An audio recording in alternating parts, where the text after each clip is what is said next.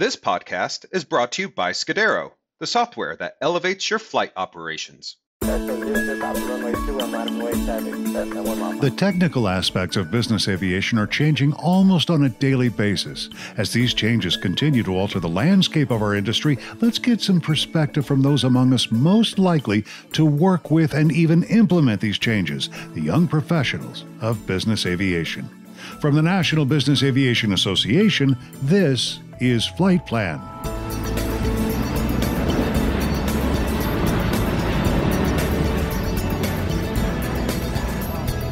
I'm Pete Combs with your trusted source for business aviation news. Artificial intelligence. It's a buzzword wherever you turn, and that includes in business aviation, where AI is considered a prominent emerging technology. So how are we dealing with it? Well, let's tackle this question from ground zero by talking with a couple of business aviation's young professionals. Jessica McClintock is Vice President of Global Account Management at FuelerLinks, and Ed Crump is CEO of Air Proxima. Thanks to you both for joining us. I'm of an age where the vision of artificial intelligence used to be Kit from the television show Knight Rider. Obviously, things have changed tremendously, so let's start out by defining our terms. Jessica? Sure. I mean, there's a few different ways that you notice AI in just the functionality that we interact with on a daily basis. For instance, when you're driving in your car and you have Amazon Alexa or one of those tools speaking to you, telling you for your GPS and so forth of what to do, how it's recognizing everything in advance and kind of predicting your next step. Everything is kind of in a guiding tool for you throughout the world now, not even just within the United States, but China, Asia, everything around us, kind of push us towards predictive analysis and optimization and efficiency, regardless of if you're within the aviation spectrum or not.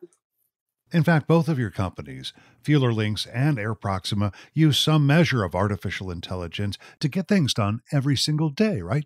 It's definitely a combination of what is a very limited version of what Ed's tool does in the artificial intelligence processes, but it's really about efficiencies and optimization. Jessica mentioned Ed's company, Air Proxima.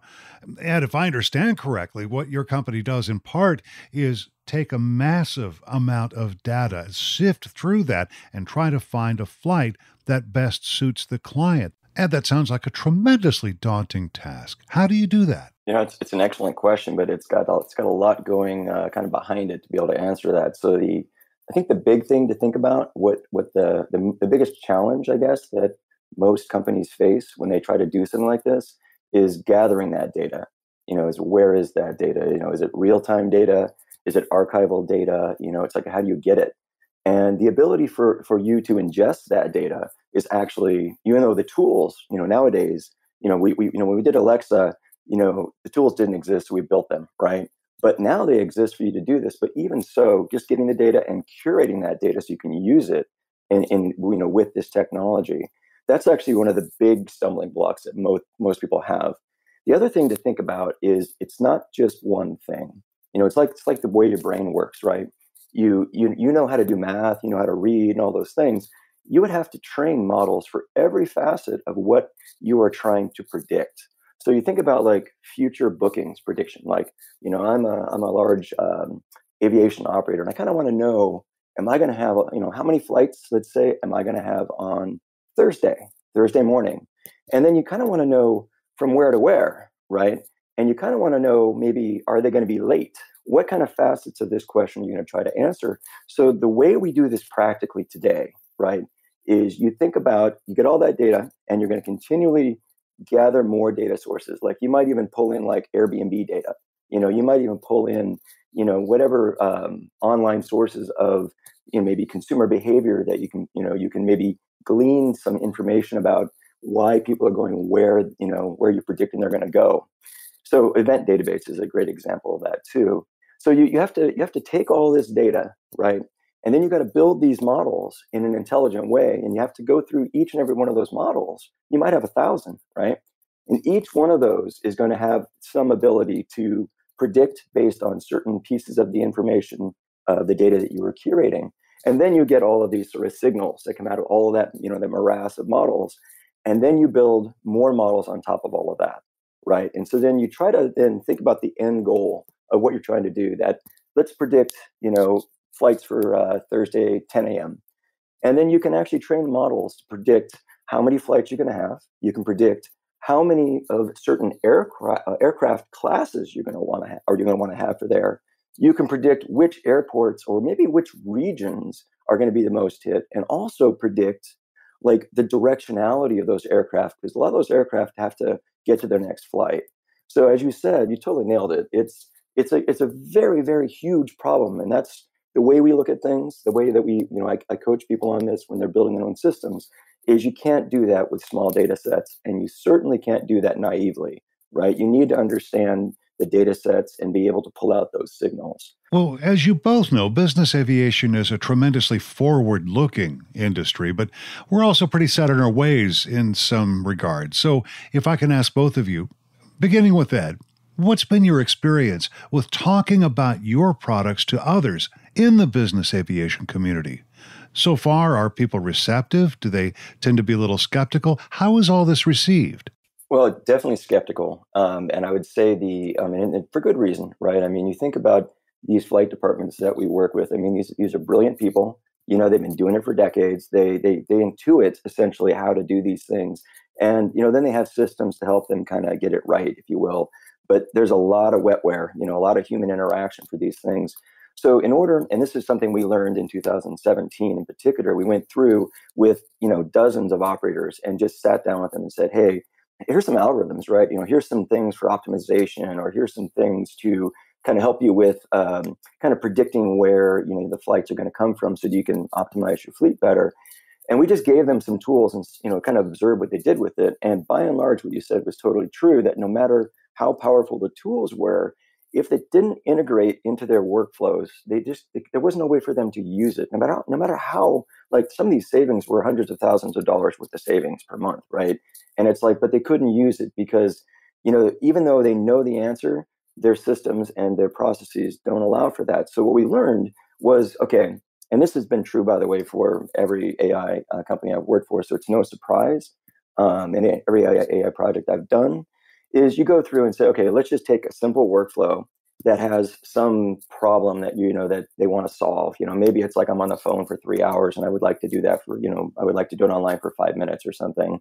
And you just heavily target that problem. You say, look, let's do a quick pilot with you, right? You give us the data, that's pertinent to your business. We'll take all this data that we have, that we've been building these AI models with, and then we're going to combine those into a very simple sort of think of like a signal or prediction or report dashboard, something like that, that you can use in your workflow.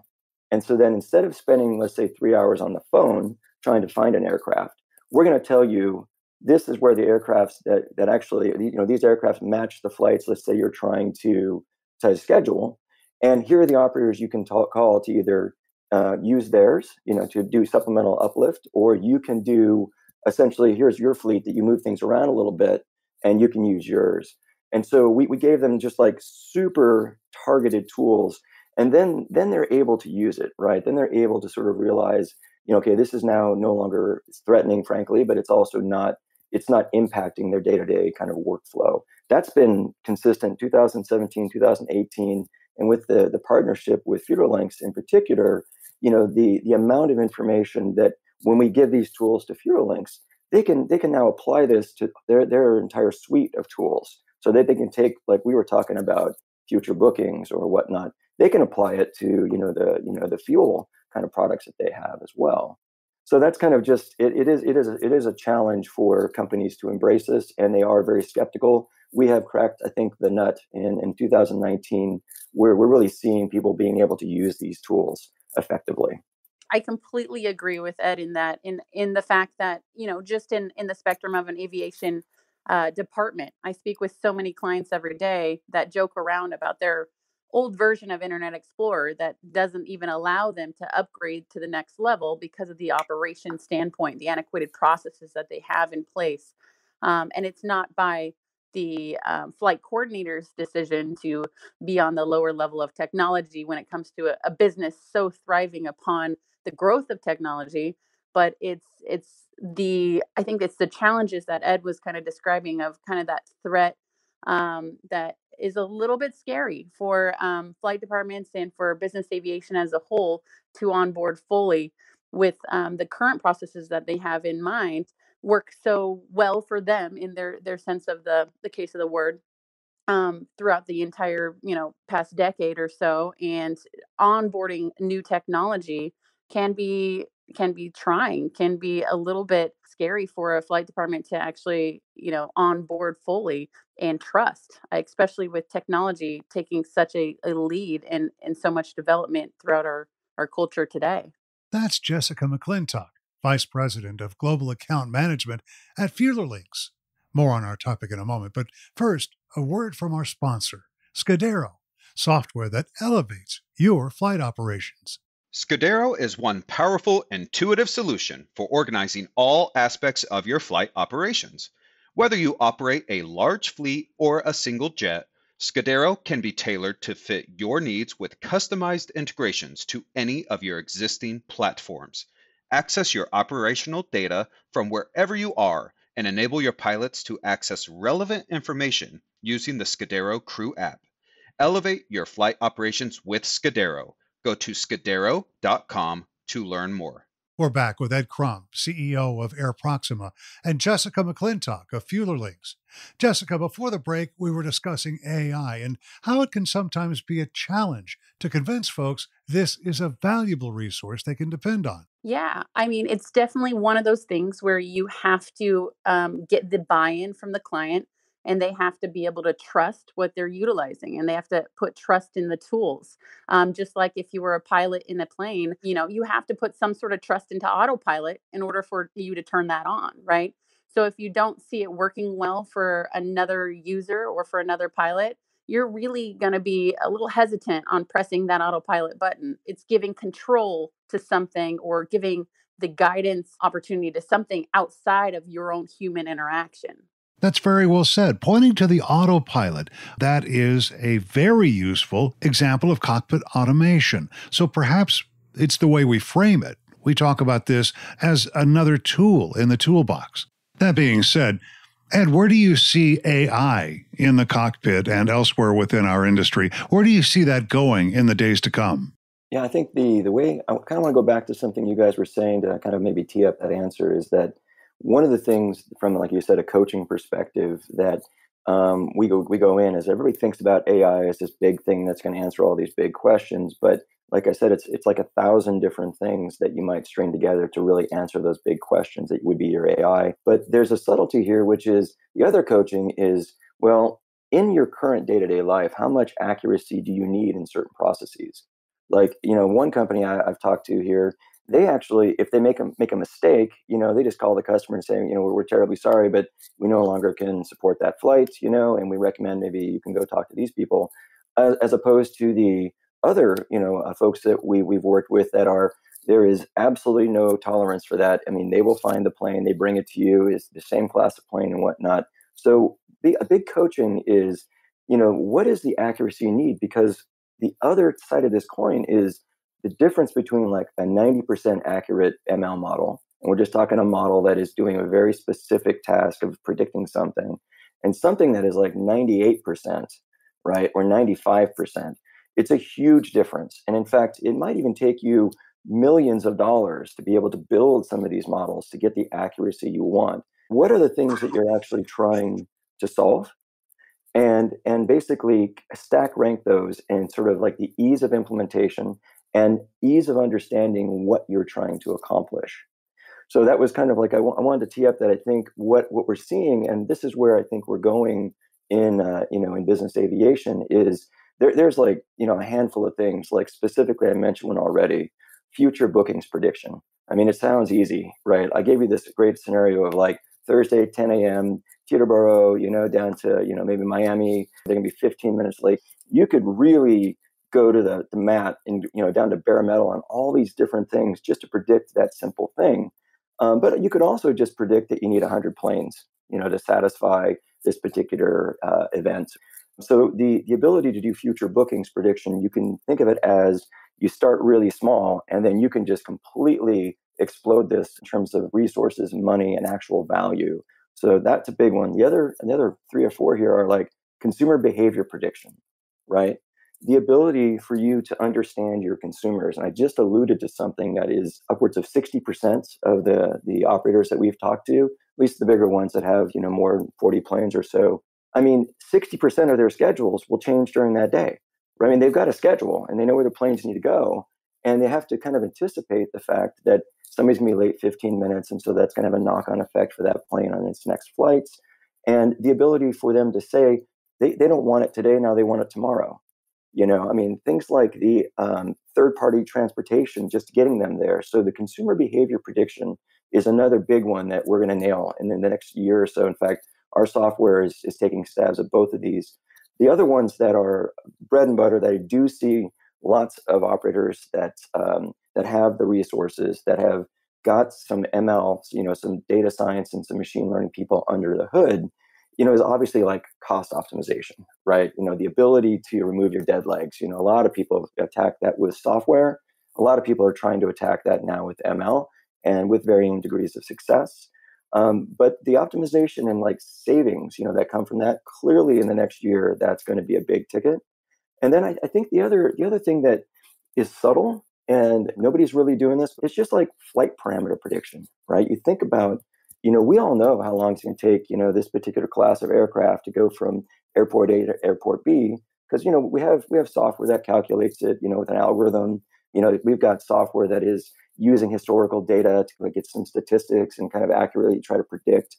But if you actually take something that simple, that is the basis of every one of these scheduling systems, you can wrap that in machine learning models as well. Then, again, just think of crew behavior prediction, right? When are these guys, going to cancel or be late, or, lots of information about the crew is actually available, but that's a huge thing. And then the operators themselves, right? When you asked me a question earlier about, well, let's say I'm trying to help a consumer, right, be able to get a flight. Well, I have to understand, if you think about a network of operators, like which ones are going to be the right ones to service that customer. So I think those are like, I don't know, I gave you like six, future bookings, consumer behavior, cost optimization, operational parameters, crew behavior, and operator behavior. I bet all of those you're going to see, certainly within the next year or two, you're going to see us really focusing on all those. Wait. The next year or two? Things are moving that fast? Yeah, it's something that, I mean, again, I come back to the how do we do these things? How did we do Alexa, right? Because it didn't exist. And we were at the time when we were building Alexa, we were obviously, I was studying, what else is out there, right?